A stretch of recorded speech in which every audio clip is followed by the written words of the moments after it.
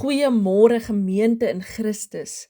Vandag is ons laaste oggend op hierdie sendingsreis saam met Paulus en sy reisgenote op hul derde sendingsreis en die reis draai na sy laaste bestemming in Rome. So we gaan lees vandag Handelinge 20 vers 22 tot en met vers 24, Handelinge 22 vers 14 tot en met vers 15 en Handelinge 1 vers 8. So onthou hoe Paulus dit gestel het in Handelinge 19 vers 21. Ek moet ook Rome sien. En in sy afskeid by Milete sê hy in Handelinge 20 vers 24, maar al is my lewe vir my kosbaar, reken ek dit van geen belang nie, as ek maar net my lewenstaak kan voltooi en die dienswerk wat ek van die Here Jesus gekry het, kan klaarmaak. Dit is om die evangelie van God se genade te verkondig. Hier is 'n man wat presies weet wie hy is, 'n gestuurde, 'n getuie. En dit is die woord waarmee ons eindig op hierdie sendingsreis, getuie.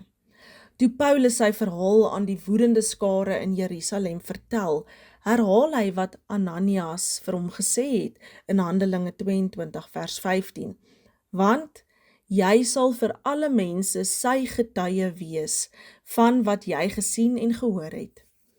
Die Griekse woord vir getuie is martes. Hoor hoe bekend klink dit, martes, waarvan ons die woord martelaar kry. 'n Getuie is iemand wat eenvoudig vertel wat hy gesien en gehoor het en wat bereid is om die prys daarvoor te betaal. Hier sluit die hele reis aan by Jesus se opdrag heel aan die begin van Handelinge 1 vers 8. Julle sal my getuies wees in Jerusalem, in die hele Judea en Samaria en tot aan die uithoeke van die aarde. Paulus se reise was nie 'n los en vas avontuur nie. Dit was die uitleef van daardie een sin.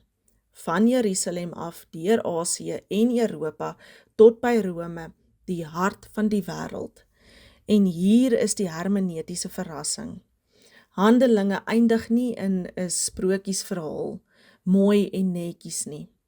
Paulus sit in Rome en die laaste woord in Handelinge 28 vers 31 is dat hy die koninkryk van God verkondig, ongehinderd. En daar is geen amen aan die einde van Handelinge nie. Daar is geen punt nie, want die verhaal is nie klaar nie. Lukas laat dit op 'n oop einde. Die vermoede is dat Paulus uiteindelik in die tronk of as 'n martelaar in Rome gesterf het. En met die oop einde in Handelinge wil ek so ver gaan om te sê dat die volgende hoofstuk word geskryf deur ons, deur 'n gemeente in ons eie tyd, gestuur na ons eie uithoeke. Paulus en die eerste apostels se sendingsreise is nou verby, maar dit is nie vergete nie.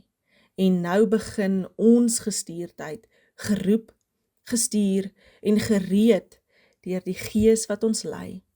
So vra jouself vandag, as Handelinge se verhaal in jou lewe verder geskryf word, na watter uithoeke, naby of ver, stuur die Here jou. Kom ons bid saam. Here, ons het saam met Paulus gereis tot by Rome. Nou stuur U ons. Vandag sê ons dankie vir die eerste gelowiges en apostels wat tot die dood die goeie nuus versprei het en dit vir ons moontlik gemaak het om vandag ons geloof in U vrylik te kan beoefen. Dankie, liewe Heer, vir hedendaagse sendelinge. Seën hulle en versterk hulle in U werk. Maak ons ook U getroue getuies, mense wat eenvoudig vertel wat ons gesien en gehoor het, tot aan die uithoeke van ons wêreld. Skryf U verhaal verder deur ons. Amen.